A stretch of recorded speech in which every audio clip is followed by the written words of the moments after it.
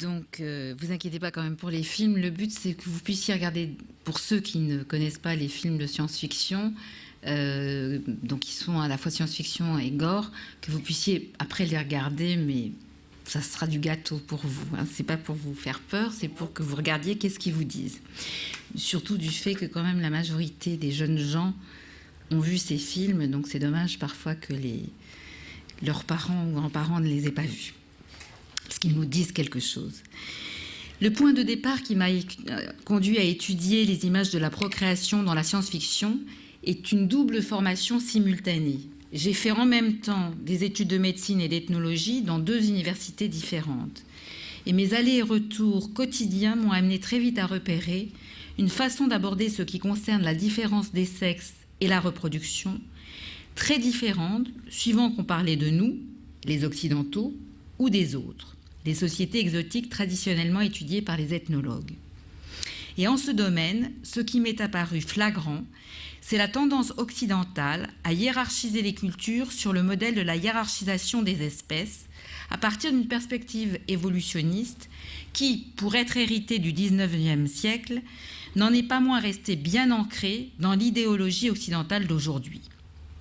Selon cette perspective, il y aurait des évolués, ceux qui valorisent le sexe et maîtrisent le processus de la reproduction, c'est-à-dire nous, les Occidentaux.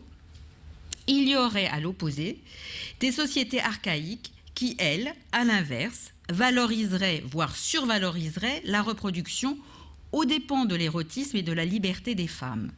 Et ceux qui valorisent la reproduction pencheraient plus du côté de l'animalité que ceux qui maîtrisent la reproduction. Tout se passe comme si, pour nous, valoriser la reproduction allait à l'encontre de la recherche de l'accession au plaisir sexuel, ce qui n'était pas le point de vue des aborigènes avec qui j'ai travaillé, qui s'amusaient quelque peu de notre façon d'avoir peur de la grossesse. Quoi qu'il en soit, ce constat m'a incité à me pencher sur nos représentations et nos pratiques concernant le sexe et la reproduction, celles des sociétés occidentales contemporaines, en prenant comme point d'appui de comparaison, comme point de comparaison, les représentations et les pratiques d'autres sociétés et bien entendu celles des aborigènes australiens avec qui j'ai travaillé. Les films de science-fiction dont je vais vous montrer des extraits expriment selon moi l'idéologie occidentale se rapportant à la distinction forte établie chez nous entre sexe et reproduction, au point qu'à l'entrée j'ai insisté pour montrer ce que j'avais dans mon sac et que les personnes n'ont pas vu le rapport qu'il pouvait y avoir entre reproduction et aux origines du sexe, notamment les hommes en Occident qui sont très très très évolués, ne savent pas que quand ils font l'amour, ils peuvent mettre enceinte des femmes, enfin quand ils font l'amour avec des femmes. Donc, ce que je voudrais, c'est essayer de présenter certains aspects de cette idéologie qui nous impose de poser cette distinction entre sexe et reproduction. Et puis ensuite, on sera plus à même de regarder les films pour voir ce qu'ils nous disent. En 1898, Freud suggérait que l'un des plus grands triomphes de l'humanité, l'une des libérations les plus tangibles à l'égard de la contrainte de la nature à laquelle notre espèce est soumise, serait de réussir à élever la procréation au rang d'une action intentionnelle et volontaire et à la dégager de la sexualité proprement dite, c'est-à-dire à la désintriquer des actes érotiques visant à atteindre le plaisir sexuel. Un siècle plus tard, fin 1999, c'est-à-dire à la veille de l'an 2000, un petit article de Télérama proposait d'établir une liste de ce qui caractériserait l'humanité de l'an 2000 au regard de celle de l'an 2100 et quelques. Et l'une de ces caractéristiques retenait plus particulièrement l'attention. En l'an 2000, écrivait le journaliste, les gens étaient enfantés à l'intérieur de leur mère comme les animaux. Retenons ce fait. La maternité, la grossesse, la nécessité d'être englobé dans un corps de femme avant de naître relèguerait l'humanité au rang de l'animalité. Ce constat pourrait ne relever que de l'anecdote s'il ne constituait une constante dans les œuvres de science-fiction qui ont pour thème la procréation. De mon point de vue, les œuvres de science-fiction constituent une forme de mythologie occidentale contemporaine au sens anthropologique du terme, c'est-à-dire que, loin de nous dire des faussetés, elles nous disent au contraire des vérités sous une forme plus ou moins voilée. Et le premier mythe contemporain appartenant au genre problématique reproductive, que la petite citation de Télérama nous remet en mémoire, est Le meilleur des mondes d'Huxley, publié en 1932. Retenez cette date pour voir un petit peu ce qu'il nous dit en 1932. Les enfants y sont fabriqués au moyen d'utérus artificiels et élevés dans des centres spécialisés. Ce mode de reproduction industrielle est opposé à la viviparité, terme scientifique utilisé à dessein par Huxley et renvoyant à l'obligation d'en passer par un ventre féminin pour naître. La viviparité est ce qui distingue les mammifères des espèces ovipares. Chez les ovipares, les femelles pondent leurs œufs et c'est au sein des œufs que se développe l'embryon. Chez les mammifères vivipares, l'embryon se développe au sein même du corps maternel. Dans le meilleur des mondes, la viviparité est perçue comme une infâme chose du passé, ne subsistant plus qu'à l'état de survivance honteuse dans quelques réserves de sauvages. L'apogée de la civilisation correspond, dans ce récit de science-fiction, à l'éradication de la maternité qui s'accompagne de la disparition de la famille, du mariage et de toute forme de relations de parenté qui sont devenues autant d'obscénités. Si on se souvient généralement bien du fait que les enfants sont fabriqués hors des ventres maternels dans le meilleur des mondes, on tend par contre à oublier que ce mode de reproduction est concomitant d'une survalorisation des pratiques sexuelles selon des normes, je cite, malthusiennes, c'est-à-dire avec préservatif et facilité d'avortement. De fait, dans ce mythe d'anticipation, la pornographie est rattachée non au sexe, mais à l'enfantement. Alors que les adultes s'adonnent à volonté aux activités érotiques, s'extasiant par ailleurs devant les ébats sexuels des bambins dans les cours de récréation, n'oubliez pas Freud, ils sont offusqués lorsqu'on leur rappelle l'origine vivipare de l'humanité. Il en va ainsi pour les étudiants auxquels s'adresse le directeur de l'incubation et du conditionnement des bébés, notamment lorsqu'il les questionne sur...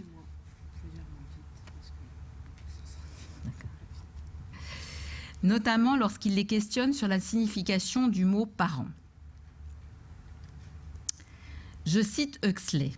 « Il y eut un silence gêné. Plusieurs des jeunes gens rougirent. L'un d'eux, enfin, eut le courage de lever la main. « Les êtres humains, autrefois, étaient, dit-il avec hésitation, le sang lui affluait aux joues. Enfin, ils étaient vivipares. Le pauvre garçon était éperdu de confusion. » En un mot, résuma le directeur, les parents étaient le père et la mère. Cette ordure, qui était en réalité de la science, tomba avec fracas dans le silence gêné de ces jeunes gens qui n'osaient plus se regarder. « La mère » répéta-t-il très haut, pour faire pénétrer bien à fond la science. « Ce sont là, dit-il gravement, des faits désagréables, je le sais. Mais aussi, il faut bien se souvenir qu'en ces jours de grossière reproduction vivipare, les enfants étaient toujours élevés par leurs parents et non dans des centres de conditionnement de l'État. Essayez de vous rendre compte de ce que c'était que d'avoir une mère vivipare. De nouveau ce mot ordurier. Essayez de vous imaginer ce que signifiait vivre dans sa famille. Ils essayèrent, mais manifestement sans le moindre succès. Et savez-vous ce qu'était un foyer ? Ils secouèrent la tête. Pareil à une folle furieuse, la mère couvait ses enfants comme une chatte ses petits. Notre Freud avait été le premier à révéler les dangers épouvantables de la vie de famille. Le monde était plein de pères, était par conséquent plein de misère, plein de mères et par conséquent de toute espèce de perversion, depuis le sadisme jusqu'à la chasteté. Plein de frères, de sœurs, d'oncles, de tantes, plein de folie et de suicides. Fin de la citation d'Huxley. Dans l'univers sans mère dépeint par Huxley, le plaisir sexuel est roi. Sexe et procréation sont posés comme fondamentalement antithétiques, la reproduction étant censée freiner l'accession au plaisir sexuel. C'est également ce que sous-entendait Freud, lorsqu'il affirmait que bien des névroses trouvaient leur origine dans les difficultés ressenties par les individus à satisfaire leurs besoins sexuels, alors qu'ils étaient dans le même temps tourmentés par la crainte d'une grossesse indésirable. Et de fait, les civilisés du meilleur des mondes sont à même de jouir pleinement, car ils se sont libérés du joug reproducteur. Ils fabriquent des enfants en dehors des corps maternels, après avoir prélevé ovocytes et spermatozoïdes sur les individus venant d'atteindre la puberté. L'apogée de la civilisation correspond dans ce récit d'anticipation, et selon les vœux exprimés par Freud auxquels Huxley fait référence, à l'avènement d'une jouissance sexuelle sans entrave, impliquant l'éradication de l'enfantement naturel. Il s'ensuit que les adultes peuvent s'adonner à volonté aux activités érotiques, et ce d'autant plus qu'on les y enjoint à la condition impérative qu'ils recourent au préservatif et, en cas de raté, à l'avortement. La civilisation, nous répète Huxley, c'est la stérilisation, c'est-à-dire l'éradication de la maternité. De ce point de vue, l'érotisme apparaît comme l'apanage d'une humanité civilisée, se distinguant d'autres sociétés posées, elles, comme archaïques, plus ensauvagées, c'est-à-dire pas tout à fait dégagées de l'animalité, comme le suggère la prose du journaliste de Télérama. L'érotisme inscrit pleinement dans la culture, tandis que la reproduction naturelle rabaisse au niveau de la nature et par là de l'animalité. Pour les séparer et ainsi atteindre le statut plein et entier de civilisé, il faut recourir à une technologie sophistiquée à laquelle n'ont pas accès les peuples dits premiers. Ce récit d'anticipation reflète admirablement l'évolution des représentations et des pratiques touchant à la reproduction dans les sociétés occidentales, où les activités érotiques et la procréation tendent effectivement à être appréhendées comme des domaines indépendants l'un de l'autre. L'accession à une sexualité épanouie requiert que les individus soient protégés des risques reproducteurs. On met donc à la portée des individus, dès qu'ils atteignent la puberté, des moyens contraceptifs ou abortifs efficients visant à prévenir la grossesse. La fécondité des femmes a quasiment fini par être assimilée à une maladie qu'elles doivent traiter de la puberté à la ménopause. Et lorsqu'elles souhaitent enfanter, elles doivent s'adresser à des spécialistes, gynécologues et obstétriciens, qui ont la charge plus ou moins exclusive de la grossesse. Car la procréation est devenue un domaine réservé, celui du médicalement assisté. Nous avons vu que Huxley associait dès 1932 l'émancipation sexuelle au contrôle sur la fécondité. Et en effet, la liberté sexuelle et l'égalité des sexes sont redevables au développement des moyens de contrôle sur la fécondité. L'égalité impose la symétrisation des rôles sexuels, masculin et féminin, paternel et maternel. Seul obstacle, la gestation. La nécessité d'en passer par un corps maternel pour naître et pour faire naître. Une solution envisageable ? Faire en sorte que les humains ne soient plus enfantés à l'intérieur d'un corps de femme, mais dans un environnement asexué, comme par exemple un utérus artificiel. J'essaie de donner du temps. Or, nous sommes bien aujourd'hui dans la projection de l'avènement du meilleur des mondes d'Huxley. C'est en effet ce qu'illustre la prose de juillet 2004 du professeur d'immunologie Jean-Claude Weil dans la très sérieuse revue Géopolitique d'août de 2004. Je le cite. « Je suis convaincu que très vite, la reproduction ne se fera plus qu'en laboratoire in vitro. Le mode de reproduction à l'ancienne ne sera plus qu'exceptionnel. C'est inévitable étant donné la façon dont la société évolue. Les femmes font des carrières, passent des diplômes, et à 40 ans veulent un enfant qu'elles n'ont pas eu le temps de faire avant. La solution, c'est de prélever à 18 ans les ovocytes et les spermatozoïdes en prévision de ce désir futur et de les mettre en attente. On aura ainsi des cellules germinales fraîches que l'on pourra utiliser à volonté pour une fécondation in vitro. » Fin de la citation. Pour devenir l'égale de l'homme, la femme devrait donc sacrifier ce qui était son exclusive, la grossesse, voire l'enfant. Nous ne sommes plus ici au niveau de la seule utopie. Pour accéder à un statut social équivalent à celui des hommes, bien des femmes choisissent de barrer leur fonction maternelle, tandis que dans l'ancienne Allemagne de l'Est, au moment de la réunification et en raison de la vague de chômage qui a suivi, des centaines et des centaines de femmes se sont fait stériliser pour produire un certificat de stérilité qui prouvait à leur éventuel employeur qu'elles n'auraient plus de nouvelles charges familiales. Ces faits bruts entrent en résonance avec le commentaire de Bettina Reims sur une des photos d'une de ses expositions qui s'appelait Inri. Elle nous dit « Marie est la nouvelle Ève qui sauve les femmes et le monde en sacrifiant son enfant. » Selon ce point de vue, la disjonction entre sexualité et procréation, combinée au sacrifice de l'enfant, libère les descendants d'Ève, la mère originaire, de l'héritage abject qu'elle leur a légué, une forme archaïque de maternité. Ève est coupable d'être une mère à l'ancienne, comme dirait M. Jean-Claude Weil.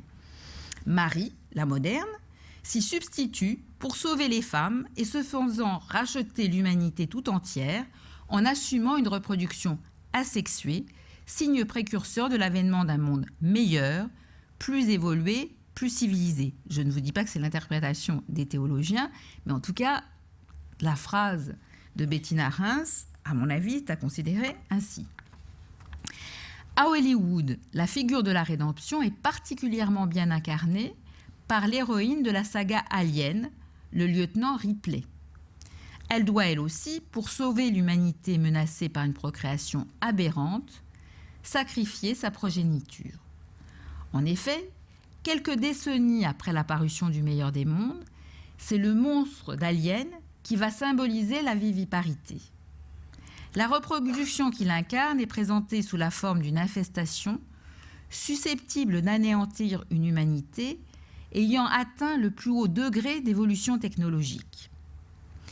Il a les traits d'un insecte géant qui transforme ses proies humaines en cocons où il déverse le contenu de ses œufs. Le seul objectif de ce monstre est de se reproduire. On ne le voit jamais ni manger, ni copuler, ni faire pipi, ni faire caca. La bête ne dévore pas ses victimes, elle s'empare de leur corps pour engendrer, les transformant en organismes hôtes au sein desquels sa progéniture se développe. L'arme suprême d'Alien est la grossesse. Le contenu de ces œufs est implanté dans la poitrine de ses victimes par l'intermédiaire d'un organe projectile dont une des extrémités s'enfonce dans l'œsophage. Donc je vous fais le... Donc voilà la chose. Vous avez un œuf. Alors pour avoir le micro, donc c'est un œuf qui est haut comme ça, hein, d'où sort cet organisme intermédiaire qui va s'accrocher sur le visage. Alors vous ne pouvez peut-être pas voir de loin, mais c'est un sexe féminin sans clitoris. On est au niveau de la reproduction, pas du plaisir. Et ça, si vous essayez de l'enlever, ça va étrangler la personne avec la queue.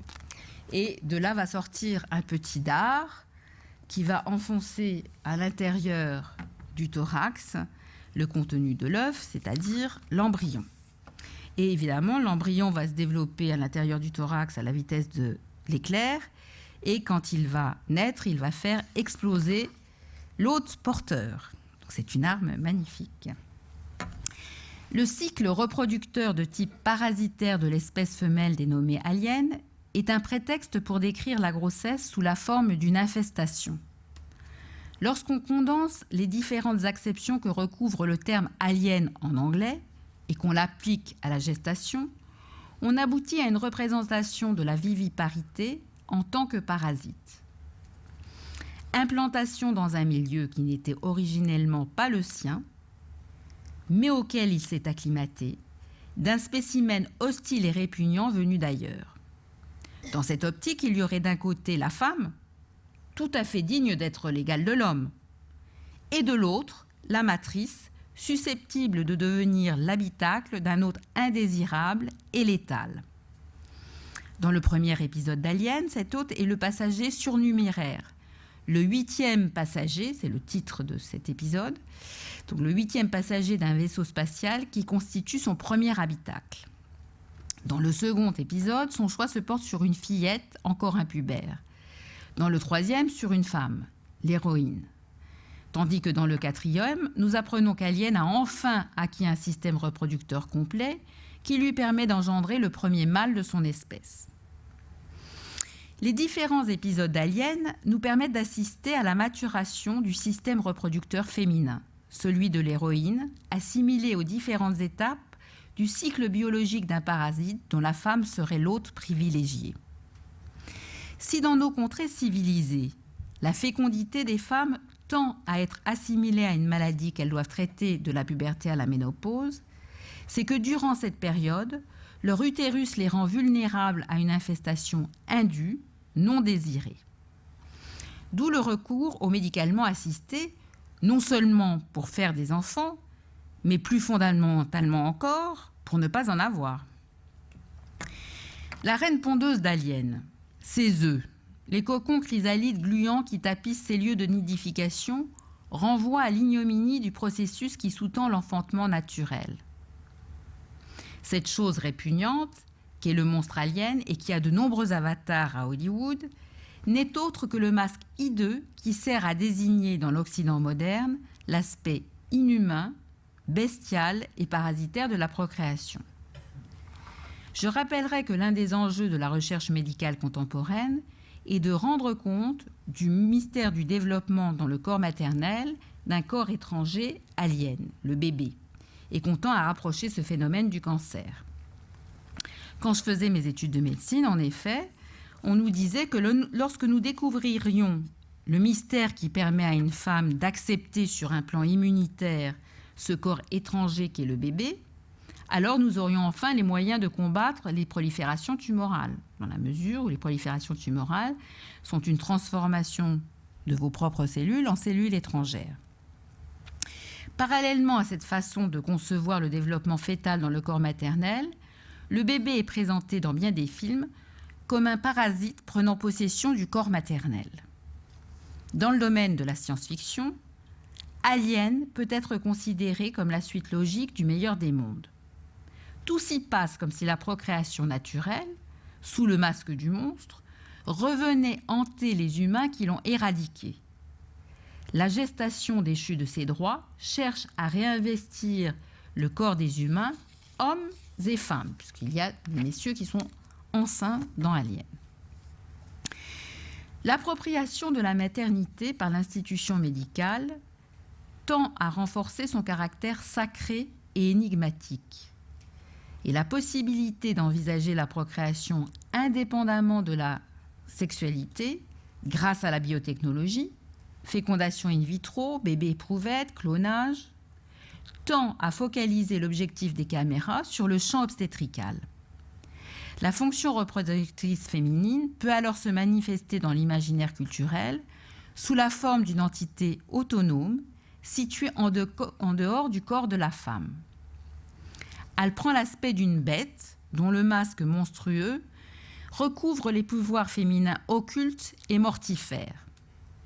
Et comme par hasard, dans ce monde du futur où règne une plus grande égalité des sexes, seule une femme, l'héroïne d'Alien, le lieutenant Ripley, alias Sigourney Weaver, l'actrice, est à même de combattre cette survivance aberrante qu'est la grossesse.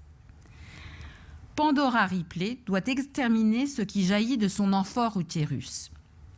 Cette nouvelle mythologie, en nous faisant assister au face-à-face entre la femme et sa fonction procréatrice, fait donc ressurgir de manière dramatique ce qui tend à être occulté dans nos sociétés égalitaires. Une asymétrie primordiale en faveur des femmes au plan de la reproduction qui permet de leur attribuer des pouvoirs exclusifs. Je propose de voir Alien, la saga, comme l'allégorie d'une initiation féminine au cours de laquelle l'héroïne doit apprendre à juguler sa puissance maternelle. Dans le jargon ethnologique, ce qu'on appelle initiation masculine ou féminine renvoie aux rites de puberté qui permettent de passer de l'enfance à l'âge adulte. Au cours des initiations masculines et féminines qui ont cours dans les sociétés dites traditionnelles, les jeunes gens sont séparés de leur milieu habituel et envoyés hors du village, en brousse ou en forêt, c'est-à-dire dans une zone non domestiquée, sauvage, où ils vivent reclus. C'est dans cet espace hors société qu'ils vont subir bon nombre d'épreuves censées les transformer. La dernière étape de l'initiation va consister à les réintroduire dans la société ordinaire avec un statut nouveau d'homme ou de femme adulte. Ils sont alors habilités à se marier et à avoir des enfants. Je vous propose qu'on considère sous cet angle la trame du scénario d'Alien.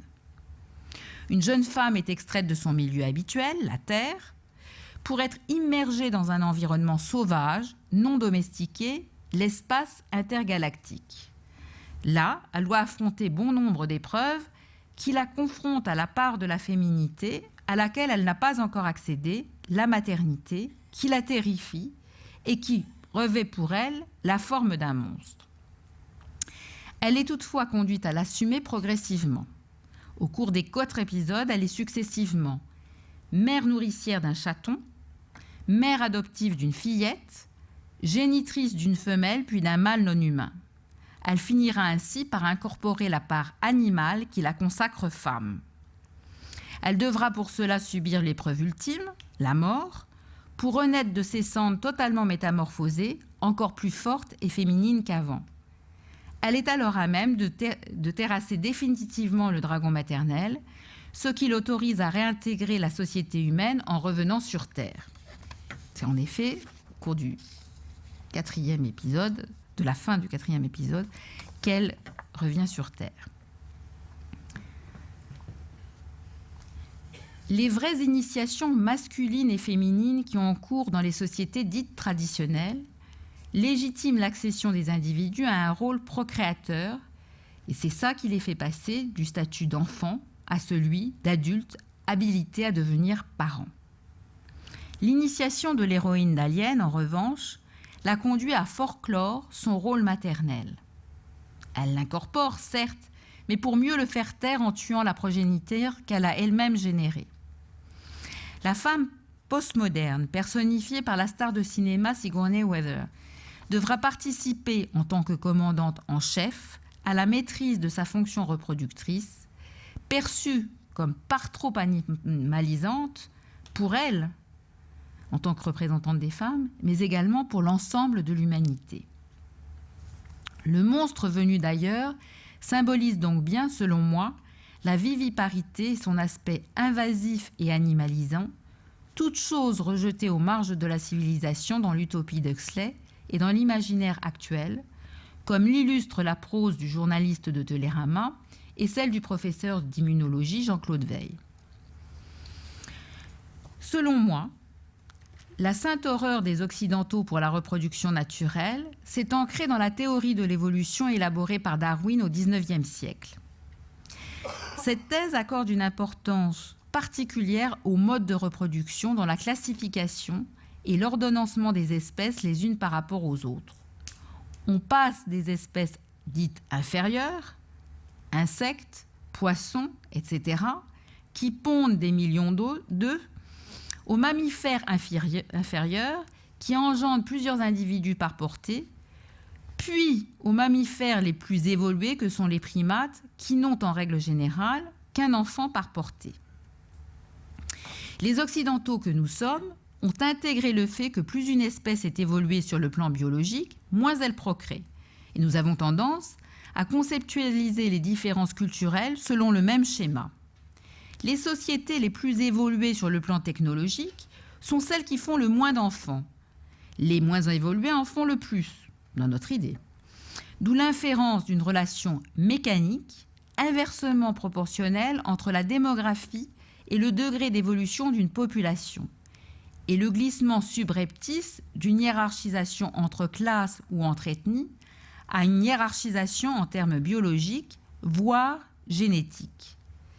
L'excès de fertilité va ainsi pouvoir être présenté comme un fléau entravant l'évolution des populations. En Occident, à la différence de ce qui a cours dans bien d'autres sociétés, une fertilité abondante est perçue comme une malédiction, voire comme une maladie. Rappelons qu'en français, le terme lapinisme signifie fécondité excessive d'un couple ou d'un peuple.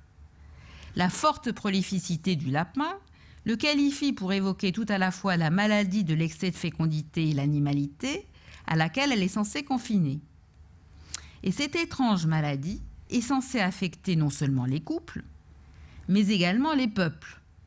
Et on comprend bien quels couples et quels peuples sont ici visés. Les pauvres, en tant que classe sociale, ou en tant que société du tiers-monde. Parce qu'effectivement, c'est la pauvreté qui entraîne une démographie importante, et non le système culturel. Ce thème de la prolificité des pauvres n'est pas universel. Par contre, en Occident où il sévit, il est loin d'être récent. Il faut se souvenir du célèbre pamphlet de Jonathan Swift, Les voyages de Gulliver, mais ce pamphlet qui date de 1729 s'appelle « Une modeste proposition pour empêcher les enfants des pauvres de devenir un fardeau pour leurs parents ». L'auteur suggère là-dedans, avec humour, qu'on pourrait résoudre la misère de la surpopulation des pauvres par l'anthropophagie.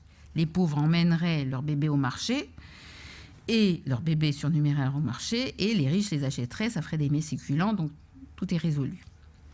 Une version plus sophistiquée et plus actuelle tend à transformer les enfants, les bébés, en sujet d'adoption pour les peuples hypofertiles de l'Ouest.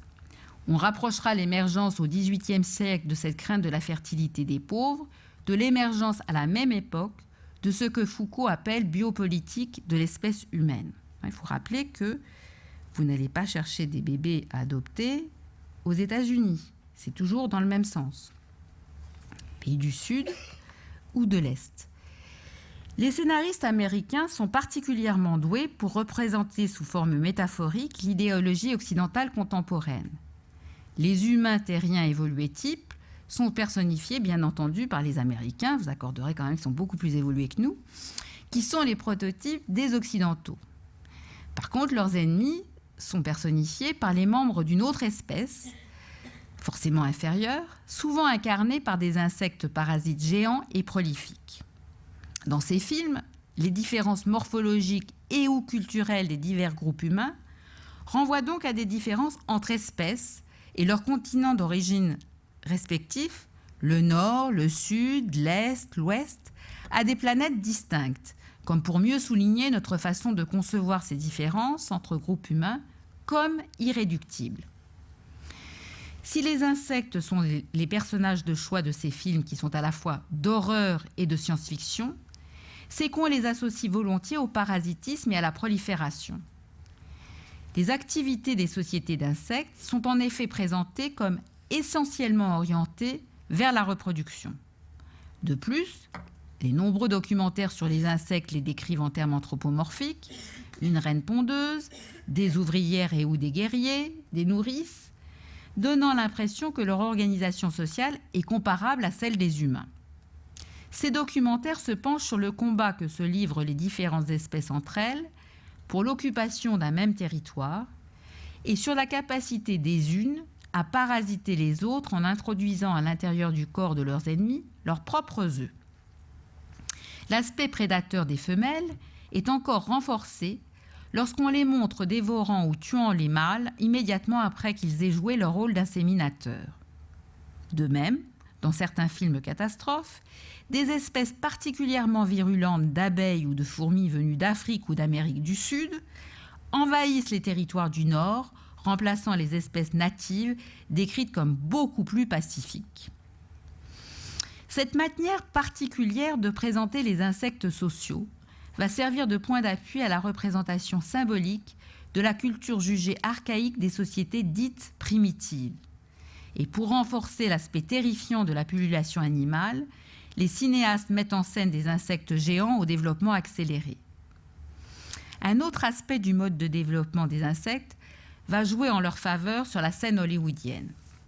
Le fait qu'ils aient à passer par des stades successifs pour devenir des insectes adultes proprement reproducteurs. œufs, larves, chrysalides et l'insecte adulte proprement reproducteur. Cette métamorphose notamment en passant de la chrysalide à l'insecte proprement reproducteur, va servir à symboliser la transformation des adolescents au cours de la phase pubertaire, c'est-à-dire leur passage d'un état stérile à un état fertile. Ainsi, dans La Mutante, le scénariste fait correspondre la phase pubertaire d'une alien issue d'un ADN extraterrestre à son passage par un état de chrysalide d'où s'échappe une reproductrice pleinement développée. Avant cette mutation opérée dans la chrysalide, la jeune fille a l'aspect ingrat, un peu enrobé de bien des préadolescents. Elle a également des comportements qui font souvent leur apparition à cet âge de la vie.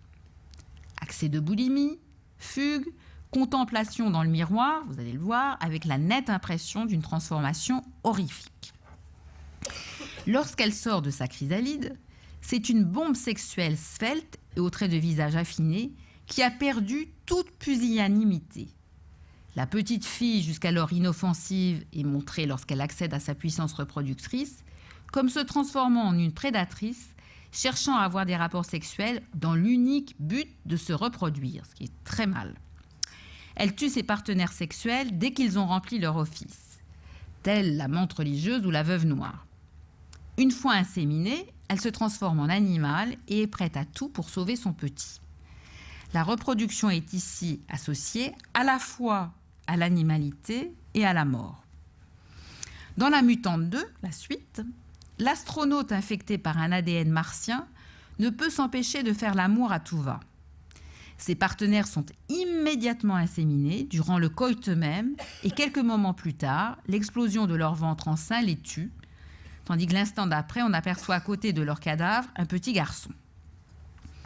Au moment où l'astronaute infecté féconde ses femmes, des tentacules lui poussent dans le dos, comme à partir de sa colonne vertébrale, signifiant que la conjonction sexe et reproduction renvoie à l'animalité.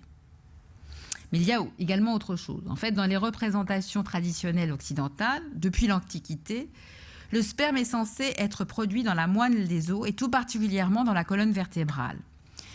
De ce point de vue-là, le pénis était perçu comme le prolongement de la colonne vertébrale où se déverse le sperme produit dans le rachis. Les cornes des mâles des espèces qui en sont pourvues, telles les cervidés, sont censées refléter l'abondance du sperme qu'ils sécrètent. Et si le mari trompé a des cornes, c'est que son sperme est empêché de s'écouler dans la voie normale et reflue, comme c'est Françoise Héritier qui l'a rappelé, reflue et du coup lui donne des cornes. Vous allez voir que c'est repris effectivement. Dans La Mutante 1 et 2, dont on va voir des extraits, les cornes et les excroissances osseuses des mutants qui apparaissent au moment de leur rapport fécondant renvoient à cette symbolique. On peut également rapprocher l'ossature d'Alien. En fait, je ne sais pas si... Là, je vous l'ai emmené. Alien évoque, si vous le voyez bien, ça évoque la silhouette d'un dinosaure. Donc ça signifie à la fois le fait que c'est une espèce archaïque, donc que la reproduction est associée à une fonction archaïque, et en même temps, vous avez l'importance de l'ossature qui renvoie au côté prolificité d'une espèce inférieure. C'est également ce à quoi renvoie l'exosquelette des insectes géants qui sont dans le film Starship Troopers.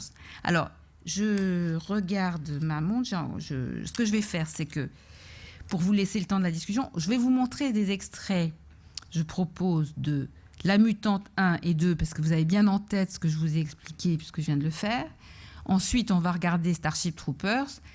Et si jamais, dans le courant de la discussion, on a du temps, on verra si vous voulez des extraits des aliens. Mais donc, la mutante, l'histoire de la mutante, c'est qu'il y a un ADN martien qui a atterri dans les laboratoires de biotechnologie. Au bout de 3 mois, ça donne une petite jeune fille qui a 10-12 ans et qui a ses traits donc ingrats et tout ça. Et donc, on a très peur et on se dit qu'il faut l'éliminer. On s'apprête à la tuer. Vous savez que les ados, avant l'adolescence, les enfants sont les proies éventuelles des adultes. Mais après l'adolescence, ils sont plutôt décrits et vus comme des prédateurs pour les autres. Donc là, c'est le cas. Donc elle prend peur, elle se sauve, donc elle fugue. Vous allez la voir, elle va manger comme si elle avait un truc de boulimie avec ses mains. Et puis, elle va se regarder dans la glace, qu'on appelle, nous, les pédopsychiatres, la dysmorphophobie, l'impression de se transformer. Donc, vous avez comme des gros boutons d'acné qui, en fait, il y a des tentacules qui vont sortir et vont la transformer en une chrysalide. Et de là va sortir une femme absolument super. Donc, elle est blonde, elle est vraiment le côté froid. Hein. La blondeur, la blancheur, c'est toujours associé dans la symbolique au côté froid. Et donc, elle va chercher à avoir des rapports sexuels, mais dans l'unique but de se reproduire. Donc, une équipe est envoyée à sa recherche, parce que vous imaginez, c'est la future espèce, celle qui va nous remplacer, c'est terrible. Donc, il faut l'éliminer à tout prix. Et donc, parmi l'équipe, il y a une femme médecin, il y a un chasseur à gages, et il y a surtout, malheureusement, un de mes collègues anthropologue qui est un peu bébête. Et donc, comme elle s'est teint les cheveux, vous allez aller blonde, mais après, elle se teint les cheveux en noir pour qu'on la reconnaisse pas. Donc, il fait l'amour avec elle. Et elle lui dit qu'elle est en train de sentir le fait qu'elle est inséminée. Et lui, il lui dit ce que disent bien des hommes à l'heure actuelle, puisque les hommes prétendent que les femmes leur font des enfants dans le dos. Donc, encore une fois, chez nous, hein, chez les aborigènes, ils ne disent pas ça. Ils savent très bien que c'est tout à fait. Donc, et il lui dit j'admets qu'il y a des peuplades primitives où les femmes disent savoir quand elles sont enceintes. Donc, vous allez voir. Et donc, elle va tomber effectivement enceinte immédiatement. Donc, à ce moment-là, il y a des choses qui vont lui sortir de sa colonne vertébrale. Elle va se transformer en animal. Vous allez voir, chaque fois qu'elle est en position reproduction, tous les os de son visage, de son corps vont transparaître comme ça. Et là, on va voir, il y a des cornes de bélier qui vont lui apparaître. Elle va accoucher. Donc, je vous propose qu'on regarde. Alors, excusez-moi, je ne suis pas très douée. C'est celui-là. C'est bon.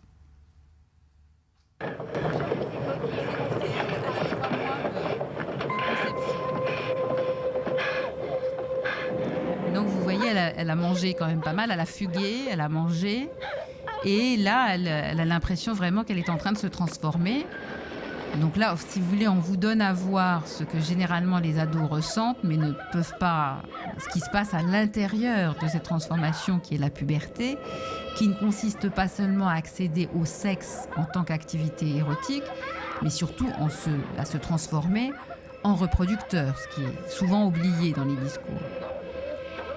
Là, voilà. Donc, en fait, ce qu'elle pensait, ce qu'on pouvait penser être un acné épouvantable, c'est des tentacules qui la transforment en chrysalide. Et vous allez voir, donc cette chrysalide est comme un utérus externalisé, d'où elle va renaître en tant que reproductrice. Et vous avez malheureusement la contrôleuse qui va passer par là, qui va en faire les frais.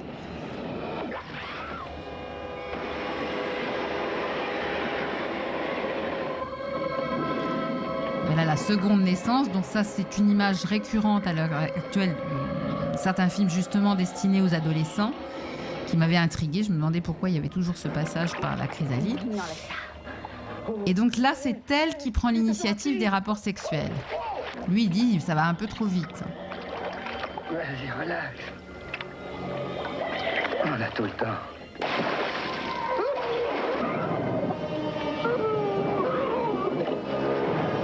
Donc voilà. Donc elle est en position sexe-reproduction. Vous avez à la fois le fait qu'elle n'a plus besoin du partenaire, elle le tue, et en même temps, elle a ses os qui apparaissent sur son visage. Là, elle s'éteint les cheveux et elle est avec mon collègue ethnologue.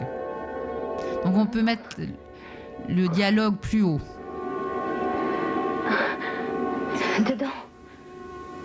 Mais qu'est-ce qu'il y a? Je sens la vie. Oh, ma chère enfant. J'admets qu'il existe des peuplades où les femmes disent savoir à quel moment elles ont été fécondées, mais bon, c'est... Ça me met déjà dans mon ventre.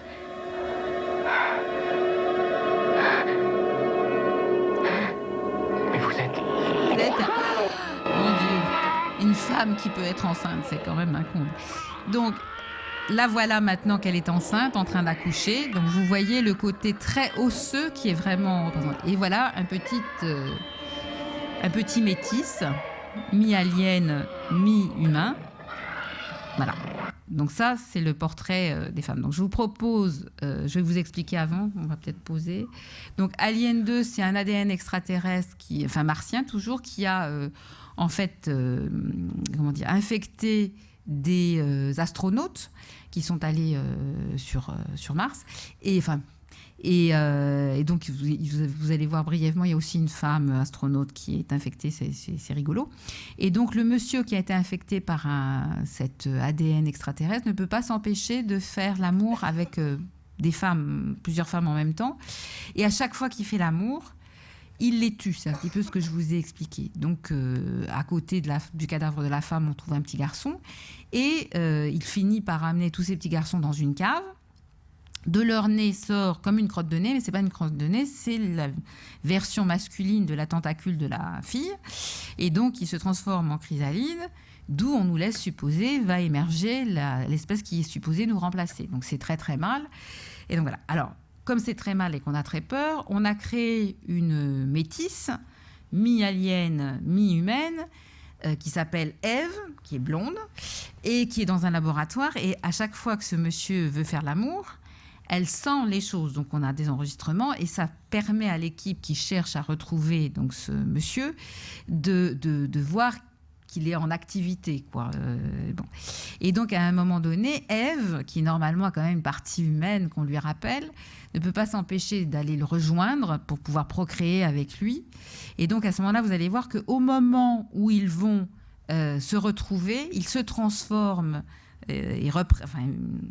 en des animaux avec une ossature très particulière. Et là, donc, vous allez assister... Alors, je vous préviens tout de suite, effectivement, c'est gore et sexe. Donc, les moins de... C'est quel âge? 13 ans, maintenant? Les moins de 18 ans doivent sortir. Le gore, si vous le regardez avec nous, l'idée, c'est pas de vous faire peur, c'est que vous voyez ces images. Parce qu'évidemment, aucune femme n'a été blessée au cours du tournage. Donc, c'est des effets spéciaux. Et je vous engage à les regarder parce que si vous ne regardez pas, vous allez avoir beaucoup plus peur. Vous allez imaginer.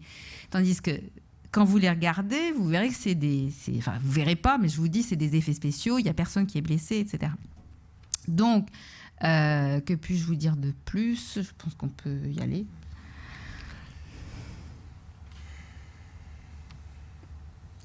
Oui. Voilà, donc c'est le monsieur qui a été infecté. Il est donc avec 2 dames. Et vous voyez, il est en mode reproduction, donc tentacule. Ça, c'est Ève, donc celle qui est mi-humaine, mi-alien, qui est en laboratoire. Donc là, toutes les deux, elles vont avoir le ventre qui explose, donc vous allez avoir du sang, mais c'est pas vrai. Hein. Donc vous pouvez regarder, c'est de la sauce tomate et tout ça. Quoi. Mais c'est bien fait, donc...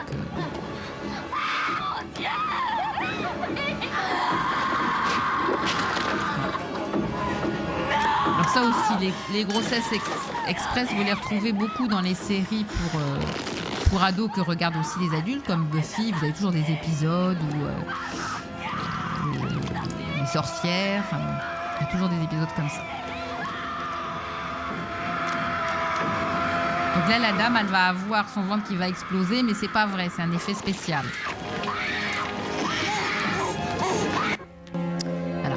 Là, à nouveau, il avait fait l'amour avec une très belle femme, pourtant, et elle est morte à nouveau. Et à côté du lit, qu'est-ce qu'il voit? Un petit garçon tout fait. Mon Dieu. Il l'emmène dans la cave, de son papa d'ailleurs, à lui. C'est une lignée masculine prolifique, comme vous pouvez le voir. Vous voyez la prolificité?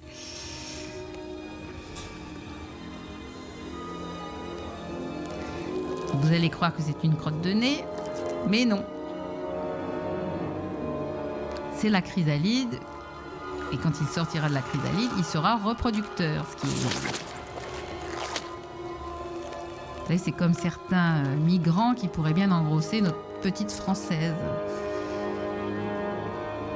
C'est pas mal pour l'identité nationale, quoi.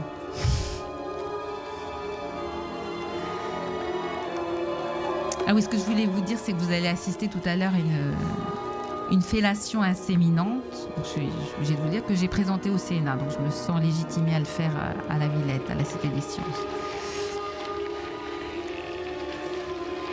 Donc voilà, je pense qu'il y a beaucoup de parents d'enfants adolescents qui aimeraient beaucoup ce système de mettre en jachère les gamins et puis de les retrouver plus tard, c'est pas mal. Donc voilà, Ève s'est sauvée, elle a retrouvé le monsieur et voilà à quoi il ressemble. Donc regardez bien le côté osseux, donc prolificité, maintenant vous savez ça, tout le monde ne le sait pas. Le côté colonne vertébrale, donc elle s'est refusée à lui, du coup il est pas content, donc il va la violer par une fellation. Mais inséminante. Donc c'est les mêmes. Et vous allez voir, sa tête se dédouble, ce qui est aussi vraiment le signe d'une prolificité particulièrement importante. Alors, la mutante 1 a eu l'heure de plaire à Télérama, il y a un T. Par contre, ils n'ont rien compris à la mutante 2. Ils ne m'ont pas lu, malheureusement. Et du coup, ça n'a pas de T. Mais ça passe souvent sur la 6 ou sur le câble. Donc voilà, la belle Ève.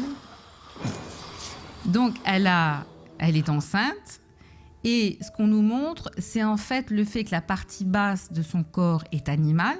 C'est là où se situe la reproduction qui renvoie au fait que les femmes sont plus animales que les hommes parce qu'elles se reproduisent, comme nous dit la prose de Télérama.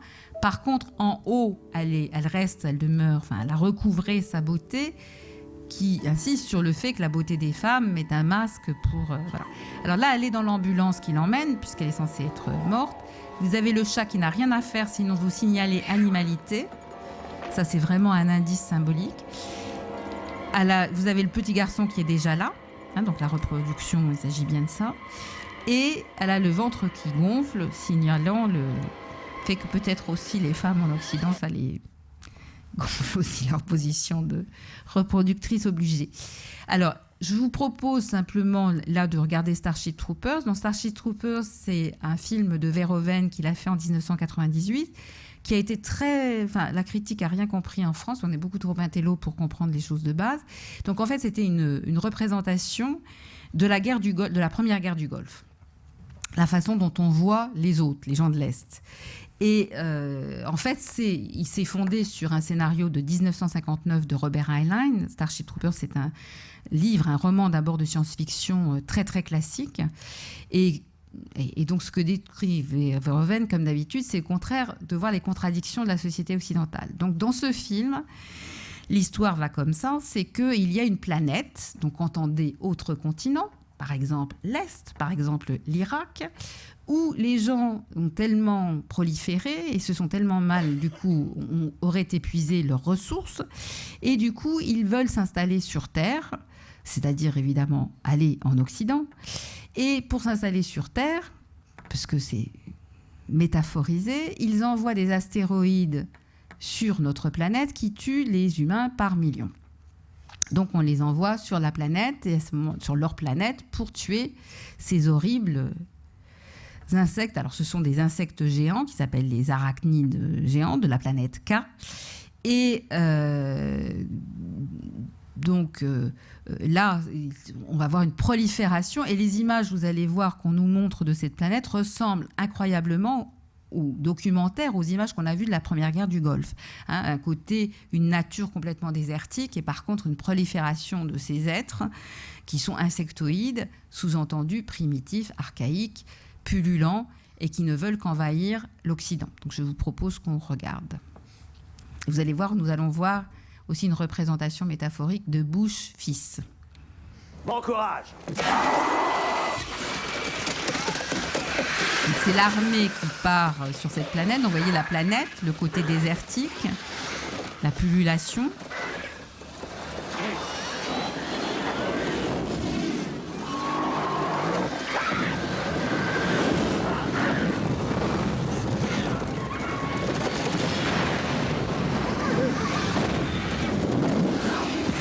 Côté invasif.